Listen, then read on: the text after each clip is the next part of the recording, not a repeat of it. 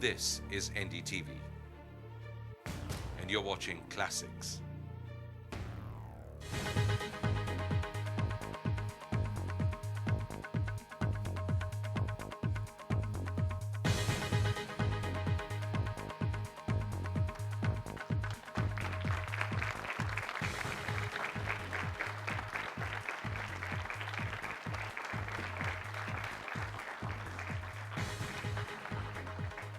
Hi, kids.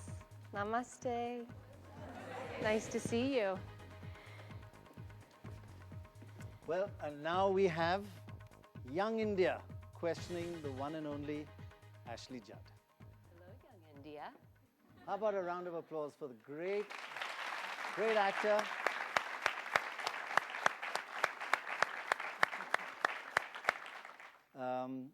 There is an English saying, a thinking man's crumpet, but I think she's way beyond that. She's a fighter, an activist. I suspect you prefer being an activist to acting. I think you'd be right. But all that, it's tough, it's hot, it's grimy, and acting is in such glamorous circumstances, and you still... The finished product, of course, is generally quite rewarding, and I'm very proud of the movies of which I've had a part. But making them hasn't exactly been easy, and I much prefer, in fact, the human rights work that I've been so blessed to have the opportunity to do. And who could have possibly guessed that Hollywood, for me, would be my entry into the slums and brothels? It seems to me whatever you get into, you get deeply into it, to a point of actually, there's nothing else that matters except the role at the time or actors of now. Is that part of Ashley Judd, that you just get totally immersed in whatever you're doing? When I was a child in the 3rd grade, I decided I wanted to be a cat. A cat, right. So I named myself Mary Ellen, and I crawled around on the floor for about 3.5 weeks. Really? That should answer your question. That's totally answered the question. Now I know why you rejected Catwoman as well. Really? You just crawled around for 3 weeks? Yeah. And I wouldn't speak. Oh, because you were a cat. Because yeah. I was a cat. And so I would physically try to express myself. I was a really lovely child. A lot of fun to be around. Question, yeah, in the kurta there. Yes, ma'am, go ahead. You minored women's studies during your university years from Kentucky. Was it from that very moment or that very time you wanted to go for social work like women upliftment or HIV/AIDS? Or was it after you achieved the celebrity status you got inclined towards it? You nailed it. It was during my first women's studies class at the University of Kentucky in the fall of 1986. My professor was Dr. Janine Blackwell. All right. So we need a round of applause for Janine, is it? Janine, yes. Can I give you a story of the exact moment that it happened for me? Yeah. We were, Dr. Blackwell was talking in particular about Dutch who during World War II protected Jews. And she was saying how here were these people who could have so easily saved themselves and stayed out of the mess and not gotten involved, but instead they chose to put themselves at extreme risk to try to save Jews. And she began to cry as she was talking about this story. And in that moment, my entire world changed because I saw someone who was clearly brilliant, educated, empowered. She was a professor, so there was a certain stoicism. Right. But as a woman, she allowed her emotions to bloom and to engage her. That was actually ultimately what motivated her, her compassion and her identification with someone who could say, you know, this isn't my problem, who makes it their problem. Right. And that was when my life changed. So you were ready to receive that kind of message as well? I was ready. I had gone to 13 schools in 12 years, my primary and secondary education. And at university, 13. I was actually in the same place for 4 consecutive years for the first time in my entire life. And it felt like a very safe environment. My family had come from Eastern Kentucky originally. And I was able to put down some roots. I mean, I could feel my brain changing. I could feel that biochemical flush when I learned something new, when I thought a new thought. I found it extremely stimulating. I loved it. Right. Yes, the girl on the extreme left at the top row. Yeah, ask your question. Go ahead. Yeah, go ahead. Given the fact that women are the more vulnerable section of society, do men and women respond equally to an AIDS awareness program? That's a really interesting question, and you actually inadvertently have touched on one of the things I'm most proud of with regard to PSI's work in India. We do have a very balanced approach at men and women. Men are much more receptive, aren't they? Sorry, I won't. You know, I better not. we say all this. need to believe what we need to believe. There's definitely a barrier to women surrendering to the use of the female condom. And then the men with whom I've spoken out in the street, they're very aware of condoms. Of course, they tell me because they want to please me. Right. So they. That they use them all the time. And I was even out at Cotton Green, where a lot of the truckers hang out. And the gentlemen with whom I spoke were very open to the idea of condom use, of being tested so they know their HIV status, to using a condom at home with their wives.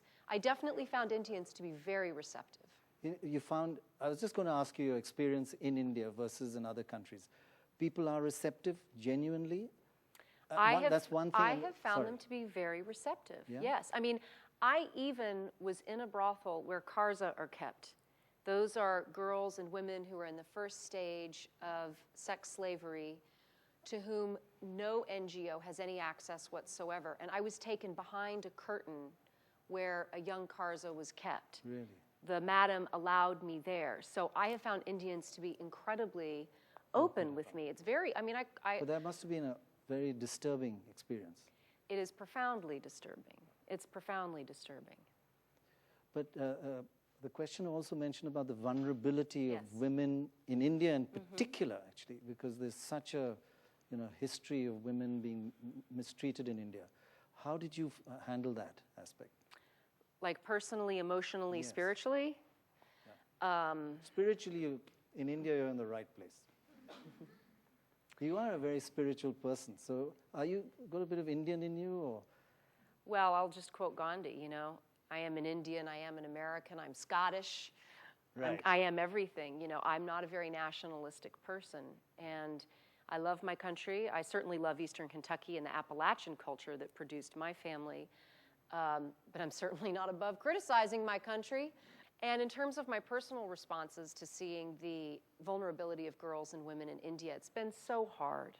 It's been so hard. One girl or woman, one boy or man abused and mistreated, to me, is the whole world being abused and mistreated. And I have gone to my hotel room at night, and I have cried and cried and cried. I actually listened to some of Archbishop Tutu's book on tape. I have it on my iPod for a little inspiration. Because when I'm with girls and women in that moment, I want to be fully present for them. Right. I don't want the distraction of my own pain to interfere with my ability to witness their life and to hear their story. So you don't hold back, you don't protect yourself in the sense emotionally. I set a healthy boundary, and I do the work I need to do separately in order to be completely present. How dare I come in there with my problem? I'm here to help you find a solution to your problem. Okay, another question. How about the girl there in the last row? All in the last row. I thought the front row people ask more questions generally in class. Okay, go ahead. At the grassroots level, do people relate more to international celebrities for such causes as AIDS? That's a really good question, and one of the reasons why we love to reach out to people who are very popular locally. And in India, of course, we've had the wonderful opportunity to reach out to some of your most glamorous stars. But we also reach out to radio personalities and sports stars, presenters who are on TV. We'll take anyone who has some status. Even in the local, presenters who are on TV. Even presenters who are really on TV. That's scraping the bottom of the barrel, but when you're trying to save lives. In my experience has been that not everyone has heard of Ashley Judd, or they don't know specifically the movies I've been in, but boy, they hear Hollywood. No, they've heard of Ashley Judd. It's like some people haven't heard of Walt Disney, but they sure know Mickey Mouse. Right. So that's the comparison, is it? Yes. And I do think that especially exploited girls and women, they live such an isolated, desperate, lonely life that anyone who comes in and wants to listen to them is an absolute godsend.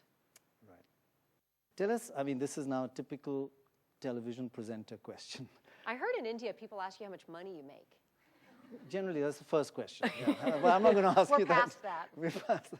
No, about just in all your experiences, not only in India, as an activist, really one tragic story, the most that you remember, and the most happy or funny story you remember, anecdotes. Well, the tragic stories compete for first position in my mind because I've had the privilege of being exposed to so many. But perhaps I'll tell you about a pair of sisters. One is 14, the other is 10. There's also a little boy in the family, he is 6. There is a granny and an auntie. The auntie is HIV positive and also has TB. The children are HIV/AIDS orphans. The daddy got sick first, and they did not know he was HIV positive until he became quite ill. He expired very soon after he fell sick. And of course, at that time, the mother was tested for HIV, and she tested positive. So the man had had sex, probably paid sex, but we don't know, outside of his marriage and became positive because he'd had unprotected sex. He infected his wife with HIV. Because he hadn't been tested, he didn't know he was He didn't infected. know his status. And even if he had known his status, would he have allowed his wife to use a condom with him? We don't know. Most Indian women, especially poor women, they don't have the authority within their coupleship to even suggest using protection to avert an STI, HIV, and unintended pregnancy.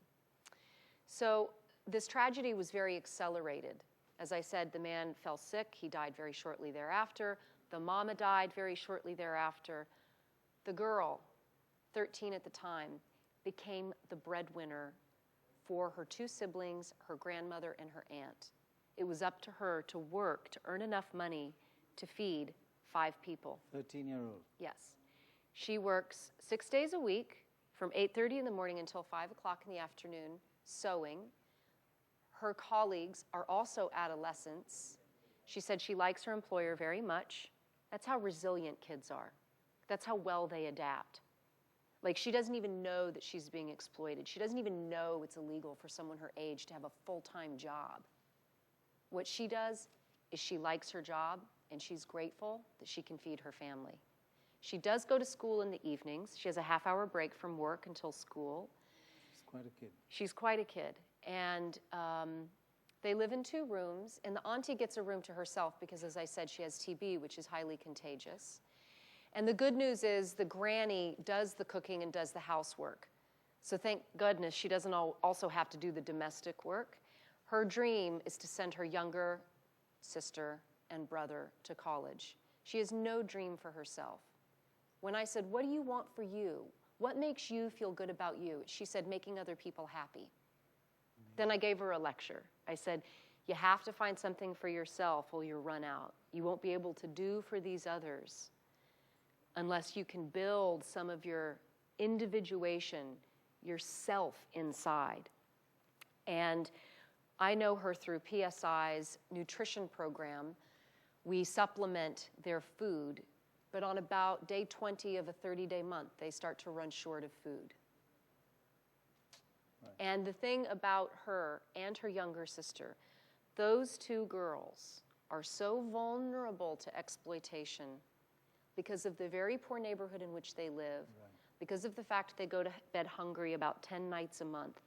I am telling you what, they could get picked up for sex like that. Right. It is so important that we strategically reach those vulnerable girls as well as reach out to men to help them change their attitudes towards young girls. Kids are not for sex.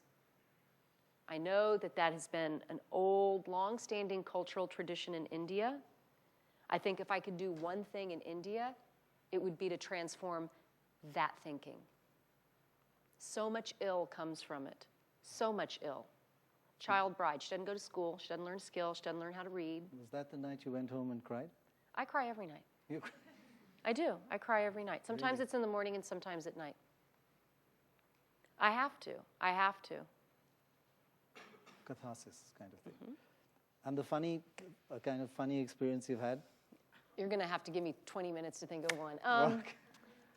Let's Okay, see. we'll Well, back. you know, there's a sweet one. I really love to hold and touch and physically nurture kids. And in India, that's been hard because it doesn't seem that there's a lot of hugging that goes on within a family. There is. It's a very physical society in that sense. That has not been my experience yet. Next, you've got to come back again. Well, also, I'm visiting a lot of kids with significant trauma and whose family origin is all broken apart. Okay, yes, so they've not necessarily Right. had the norms Absolutely, of a yes. functional family in place. And I was in Darvi, the slum of 1.2 million people. And as I was leaving, one kid had the courage to reach up and kiss me on the cheek. Ah, lovely. And I exploded into joy, and then all of a sudden, all these kids came around me. It was like all over my face. And I absolutely loved it. It made up for every kid who hasn't wanted to kiss me. Okay. Anybody here? Yeah, you got a question? Yeah, go ahead, ask your question. People view celebrity activism with regard to social change as a mere publicity gimmick. How would you respond to that? Let me tell you this. Have you heard of Salma Hayek? She's a dear friend of mine. She's been calling me. I'm in India. I didn't get her calls. Took me some days to call her back. One of my colleagues who had seen it on the internet told me that my friend is getting married. Clearly, I understand now. This is why she'd been calling me so much. I give you the story by way of illustrating I do not read papers. I do not read magazines, and I don't look on the internet. So you when don't watch television?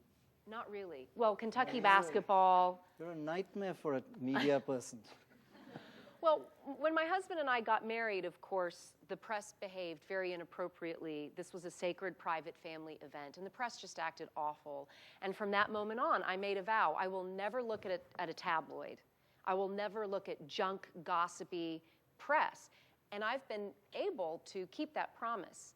So when I hear you say that some people abuse their celebrity to get attention for themselves while pretending I don't even know who allegedly does that. So I don't consider myself qualified to answer the question. I suppose that one could say, hey, if they are actually helping people, it takes what it takes. As long as it has an impact. Okay, we'll take a short break. When we come back, let's find out the real Ashley Judd. That's in a moment from now. See you then.